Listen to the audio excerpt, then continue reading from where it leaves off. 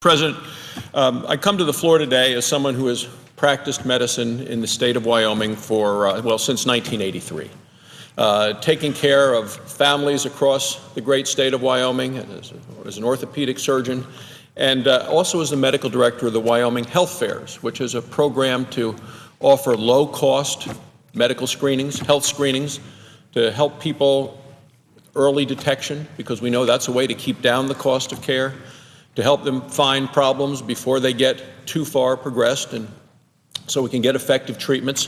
Very successful program. And often doctors are asked for their opinion on issues, and then if a patient has a question, they ask for a second opinion from another physician. Well, I come to the floor today to offer my second opinion on this health care bill. I've been doing this week after week as we've had a year-long debate and discussion of a health care bill that has now been signed into law.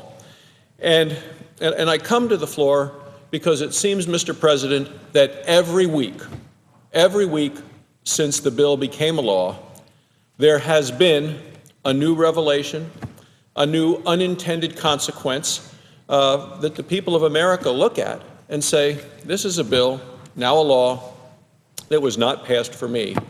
It's to help someone else. And the promises that the American people have heard when the bill was being debated and discussed, we are now finding that those promises have been broken. And again this week, one of those major promises, a fundamental behind the health care law, has been broken. And the American people are concerned and distressed because it affects them personally. They feel they were misled. You know, the goal of the health care legislation last year was to lower the cost of health care. Agreement all across the country, we need to do that. We need to lower the cost of care. To improve quality of care, absolutely. It's in the best interest of all Americans if we can improve the quality of care. And then, of course, to increase access to care. The more we can do to allow more people in this country to have access to care, the better it is. Lower cost, improve quality, improve access. Well, that's not what this Senate chamber passed, because I believe that the bill that was passed is clearly not going to lower cost, and the Congressional Budget Office agrees. It's not going to improve quality, and it's not going to improve access, as we see even from statements from the Secretary of Health and Human Services about the shortage of primary care providers, the shortage of physicians and nurse practitioners and others to help in this.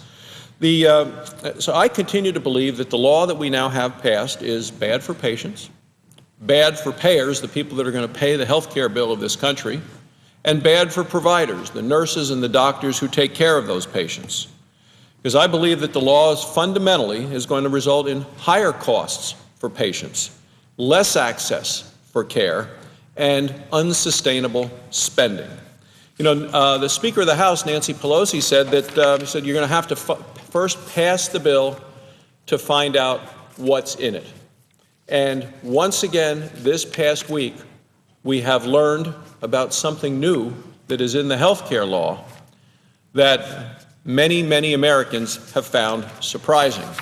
And so I'd like to, Mr. President, contrast a speech that President Obama gave 1 year ago this week. It was 1 year ago yesterday at the American Medical Association meeting in Chicago. And I'd like to quote from the speech given by the President and then contrast it to regulations that have been set out just earlier this week. What a difference a year makes. President Obama said, "So let me begin by saying this." This was a year ago. "I know that there are millions of Americans who are content with their health care coverage. They like their plan, and they value their relationship with their doctor." He went on to say, "And that means that no matter how we reform health care, we will keep this promise." I'm quoting the President. He said, "If you like your doctor, you will be able to keep your doctor, period." He went on to say, "If you like your health care plan, you will be able to keep your health care plan, period. No one will take it away, no matter what." Well, Mr. President, those are very reassuring words to the 170 million people in this country who get their health insurance coverage through their employer at work. 170 million people reassured a year ago by the words of the President of the United States that if you like what you have, you can keep it. This is a line that the President has continued to repeat and most recently gave a same reassurance to the senior citizens of this country in a town hall meeting he had just a little over a week ago. But what we're seeing now is that instead of allowing Americans to keep their doctor and their health care plan, this is another broken promise, a broken promise to the American people. On Friday of last week, the Associated Press reported that 51%, over half of all Americans, a majority of workers, of those 170 million who get their health insurance through work, will no longer necessarily be able to keep the health insurance that they have. Now, Mr. President, in the 25 years or so I've practiced medicine, I know how important it is, having heard from patients, worked with people, what happens when they lose the coverage or have to change their coverage. It's very distressing, sometimes can be disoriented to them as they try to learn what new coverage they have, what they lost. So people who were assured or felt reassured a year ago by the President's comments are now in a situation where 51% of them are going to lose the coverage that they have. The Washington Post, just this week, Tuesday, June 15th, the administration estimated that by 2013, health plans covering as many as 69% of employees could lose protected status. For small employers, the small businesses of this country, the total could be as high as 80%. I mean, could that really be true, Mr. President? I find it astonishing. We've had calls to our office. Is that really true? We've talked to patients, that people that I've taken care of, because I've been back in Wyoming this past weekend, ran into a number of former patients of mine. They say, is that really going to happen? Well, let's see what the rules came out with. And these are the rules, Mr. President, the rules that have come out on Monday from, I mean, it's interesting, you get rules on health care, and what's the first two lines? Department of the Treasury, Internal Revenue Service. The Internal Revenue Service is writing the rules and regulations dealing with the health care bill. It goes on with the Department of Labor, the Department of Health and Human Services, and this is titled Interim Final Rules for Group Health Plans and Health Insurance Coverage. Now, Mr. President, there's 121 pages, and I'm not going to go through all of it, but I would like to call your attention to page 54. And on page 54, there is a table.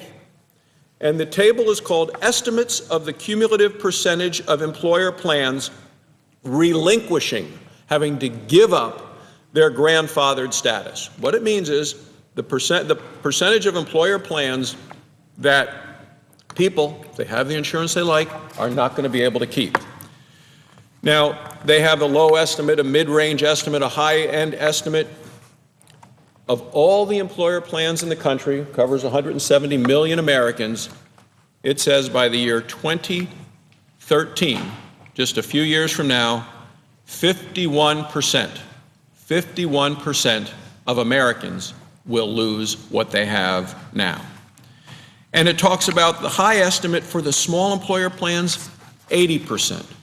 So how can that be true? 80%, small employers, that's the lifeblood of our economy. We're at a point in this country, Mr. President, where we have unemployment at 9.7%, and small business is the engine that grows the economy. 70% of all new jobs in this country are created by small businesses, and yet for people that work in small businesses, it looks like up to 80% of them over the next couple of years are not going to be able to keep the health insurance that they have now.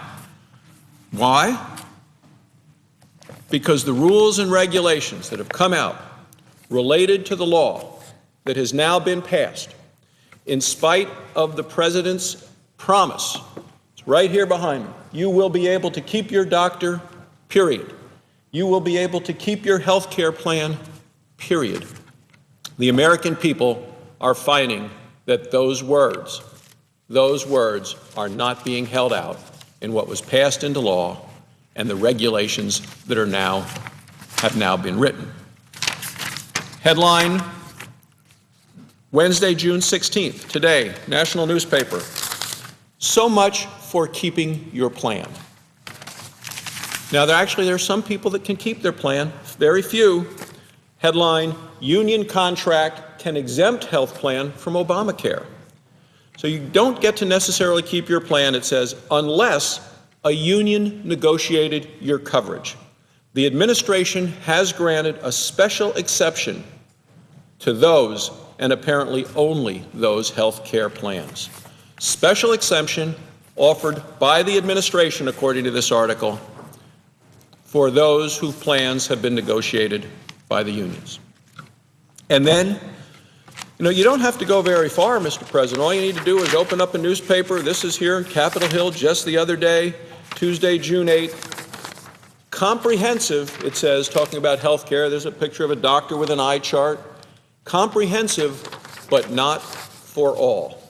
Health reform ban on annual limits may end up hurting lower wage workers. Well, Mr. President, I thought that the whole idea behind this was to help additional workers, get coverage, get care. But first paragraph, part of the health care overhaul due to kick in this September could end up stripping more than 1 million people of their insurance coverage, violating a key goal of President Obama's reforms. Here it is, Mr. President, in black and white, violating a key goal of President Barack Obama's reforms. These are identifiable victims of Obamacare, losers under Obamacare, promises made and promises broken. Now, what about the President's promise that the cost of care, bending the cost curve down? Well, yesterday, The Hill report projects a rise of 9% in employers' health costs in 2011.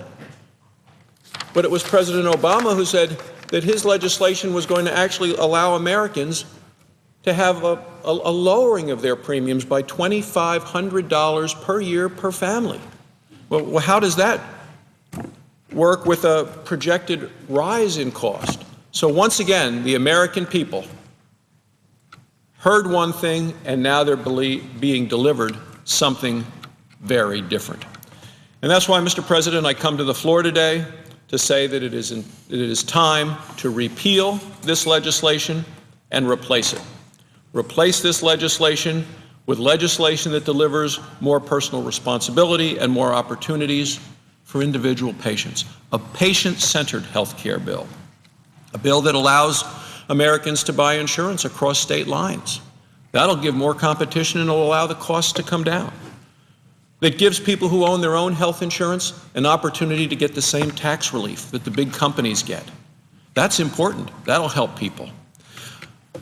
How about a bill that includes a provision to give individual incentives for people who take responsibility for their own health care and their own health? Do things like the people who come to the Wyoming health fairs. Early detection, early treatment, because, Mr. President, we know, and I've seen this in my years of practicing medicine, about half of all the money we spend in this country on health care is on just 5% of the people. And if we can focus on those 5% and help them with healthy lifestyles and good choices, we can get down the cost of their care. And then a bill that deals with lawsuit abuse. That will help lower the amount of defensive medicine practiced and help lower the cost of care.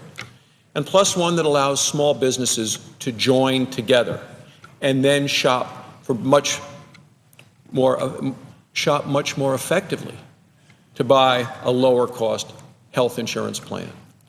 Well, you can imagine what's happening right now in small businesses across America, as I've just brought to the attention of the Senate, Mr. President, when 80%, up to 80% of people with small business health plans who are getting their insurance that way, according to the new regulations put out by the Internal Revenue Service, as well as the Department of Health and Human Services, up to 80% are not going to be able to keep the coverage that they now have and now enjoy under their current plan come the year 2013.